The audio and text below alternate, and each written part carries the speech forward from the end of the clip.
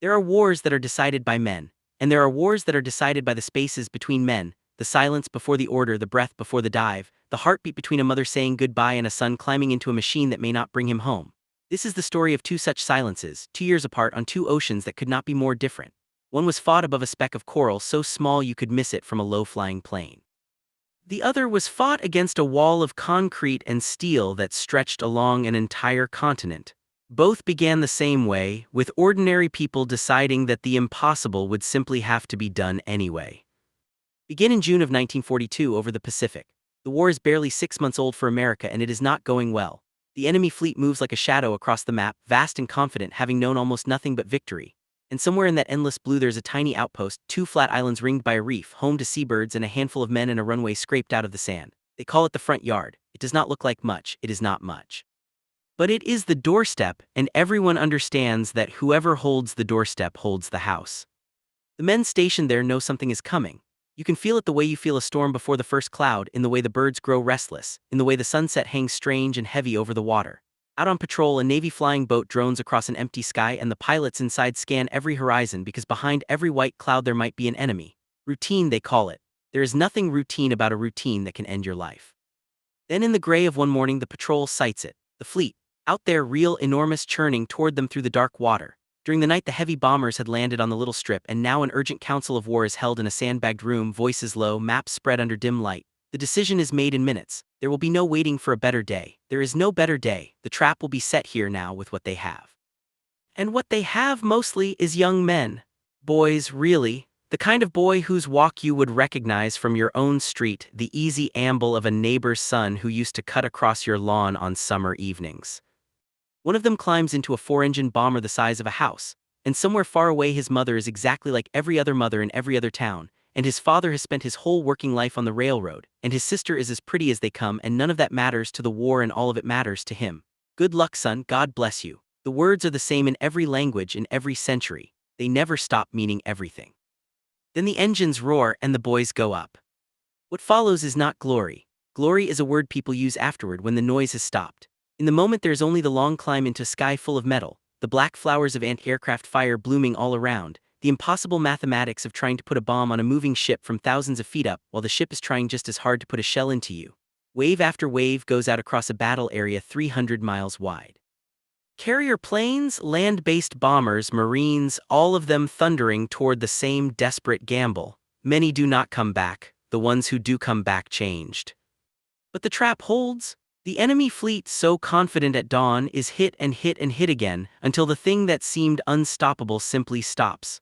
The backbone of the great carrier force is broken over this scrap of coral, and the tide of an entire ocean war begins, almost imperceptibly, to turn the other way. Watch them come home in the evening light, the neighbors' sons, climbing down from their cockpits, counting the small painted marks on the sides of their planes that record what they have done and survived. How many more today? It is asked the way men ask things when they are too tired to be afraid out loud. On the islands themselves, the seabirds go on exactly as before, indifferent to flags and empires, as free as they ever were, and there is something almost unbearable in their indifference, as if nature is reminding everyone that all of this fury is a human invention and the world itself does not require it. The battle is over, but the work is not. Because out there, scattered across thousands of square miles of empty sea, are men who fired their last round, flew on their last drop of fuel, and then went down into the water.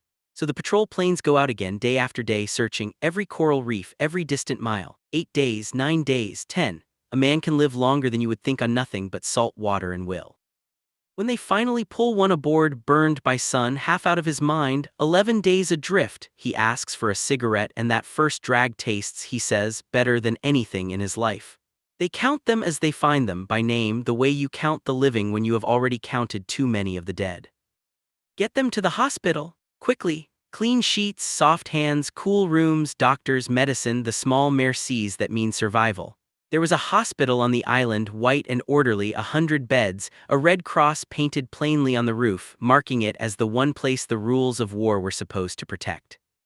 And the next morning, beside a crater that had once been a chapel, the survivors held their service, and at the close of the day they buried their dead with a last salute from the men who had flown beside them.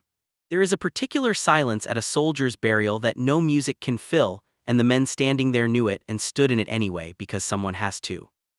Now hold that image, the salute, the crater, the small white crosses, and let 2 years pass. The war has grown immense. The shadow that once seemed to cover everything has been pushed back, ocean by ocean, mile by bloody mile, until at last the great question is no longer whether the enemy can be stopped, but how a lost continent can be taken back. In England, in quiet rooms heavy with cigarette smoke and the weight of decision, the Supreme Commander and his deputies bend over maps of northern France. When, where, how, the fate of millions resting on lines drawn in pencil. Across the narrow water, the enemy has spent 4 years building an answer. They poured the forced labor of conquered nations into a wall of steel and concrete that ran the length of the coast. Gun emplacements, bunkers, obstacles, every known weapon of defense layered one upon another. They filmed it themselves, this wall, to impress the watching world with how invincible it was. And from a certain angle in their own propaganda footage, it does look invincible. That is the point of a wall. It is meant to make the man on the other side believe that crossing is impossible, so that he never tries. But on the other side of that water, something is being built too, and it is not a wall. It is an army. A whole island turned into one vast armed camp, bristling with tanks and trucks and guns shipped across the Atlantic, the harvest of 4 years of factories that never slept. Locomotives built to run on the railways of a country not yet liberated, freight cars to replace what the enemy had destroyed. A naval armada so large it seems to fill the sea, steel ships of every shape, many designed and built for one single mission they had never been told the name of. Assault boats launched straight from the decks that carried them. Floating ingenuity, improvised genius, the quiet, relentless cleverness of people who refuse to accept that a wall cannot be crossed. Nothing is left to chance. Every loading is rehearsed and timed. Every soldier knows his station. Every jeep and tank and crate has its assigned place in a pattern so vast that no single man can see all of it, each one a small, certain piece of an enormous, uncertain whole. Day after day they file aboard the ships not knowing where they are bound. France, perhaps, Belgium, wherever the men with the maps have decided. They carry the strangest weight a person can carry, a destination they are not allowed to know and a fear they are not allowed to show. Then on the 5th of June, 1944, 4 years to the season since the dark days when an army had been driven into the sea at Dunkirk, more than 4,000 ships put out from England. 4,000. The number does not stay a number for long, it becomes a horizon full of hulls, a sea you could almost walk across. This is the day the free world has waited for through years of defeat and patience and grief. The great fleet is underway and there is no calling it back. On the morning of the 6th, the wall meets the army. Before the first boots touch the sand, the sky itself is the battlefield. More than 11,000 aircraft lead the way, bombers, transports, gliders, and out of them spill the paratroopers, dropping into the dark fields behind the coastal guns, landings made with a precision bought through endless rehearsal, scores of practice jumps so that this one, the only one that mattered, would not fail.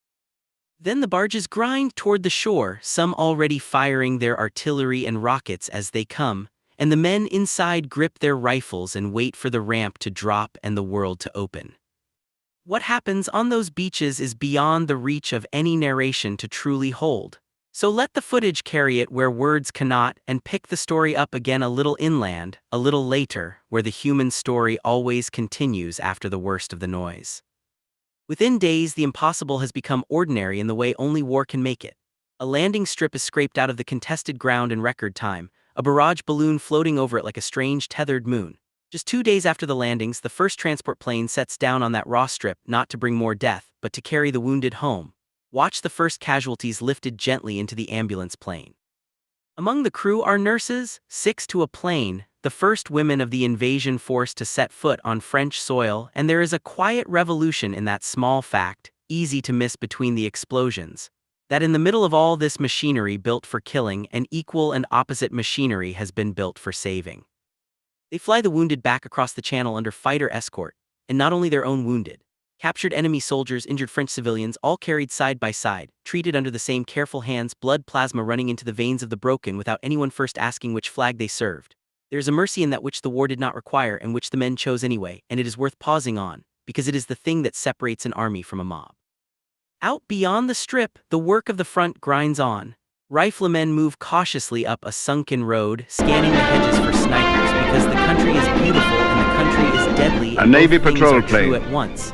Routine Columns of patrol. Captured enemy soldiers are Only marched behind off the every beach cloud may be an towards enemy. Cargo planes drone in over the coast on what has already astonishingly become routine, releasing their bundles under red and yellow parachutes that drift down toward the men below, supplies, ammunition, the unglamorous lifeblood of any advance, settling among the wrecked Midway gliders of Island. the airborne troops who went in first. Not much land, right enough. Overhead, the fighters never But rest. it's our They outpost. sweep across France, hunting Your the front enemy in the yard. air and on the ground. And their gun cameras capture the brutal rhythm of the dogfight in flickering frames. The enemy fighter trailing flame, pilot tumbling free. Plume of smoke where a machine and perhaps a man used to be. The medium bombers fly low, lower than is safe, because lower means accuracy, and accuracy means the difference between hitting a railway bridge and hitting a village. They strike the rail lines, the bridges, the woods where tanks hide and refuel in the dark. And again, before the bombs fall on positions close to friendly lines, those friendly troops are pulled back first. Even here, in the fury of a breakout, someone is doing the careful, unglamorous way of so the wall is crossed, not in a single heroic instant, but the way all great walls are finally crossed, by thousands of ordinary people each doing one difficult thing in order under fire until the impossible These are the natives of Midway. become the accomplished. Tojo has Stand sworn back to now and liberate look at the them. two of them together. A speck of coral in 1942. A continent's coastline in 1944. One fought in the loneliness of an empty ocean, the other in the crush of the largest fleet ever assembled. They could not look more different. And yet they are the same story told twice, because both of them turned on the same thing, not on the size of the machines or the genius of the maps, but on the willingness of unremarkable people to climb into the cockpit, to wait in the barge, to drop into the dark field, to fly out one more time searching the empty sea for someone who might still be alive. The walls always look invincible from the outside. The fleets always look unstoppable at dawn. That is what they are designed to make you believe. The men and women in these two stories simply refused to believe it and then, at terrible cost, made the disbelief true. The birds went back to their nests on the coral, the fields of France grew quiet and then grew green again. And somewhere a mother kept a small painted star or a folded flag or just an empty chair at the table, and carried in it the whole weight of a victory that the rest of us inherited without ever having to ask what it cost. That is the part worth remembering, not the size of the fleets. The price of the silence between the orders and the people who paid it so that the silence we live in now could be a peaceful one.